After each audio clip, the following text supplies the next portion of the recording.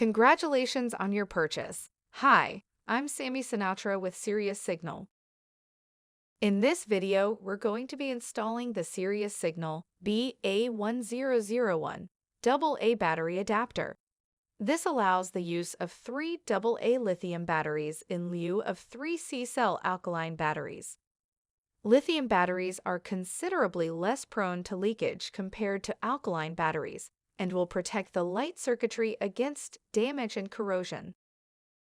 The adapter is removable, so your eVDSD can run with either C-cell or AA size battery types. To install the battery adapter, unscrew the optic completely by turning counterclockwise. Lift the optic off and set aside. Insert the battery adapter, wide end first, into the battery compartment. Install the 3 provided Lithium AA single-use batteries positive side face up.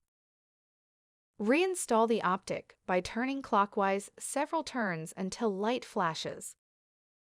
For required operational runtime, Sirius Signal only recommends single-use lithium AA batteries.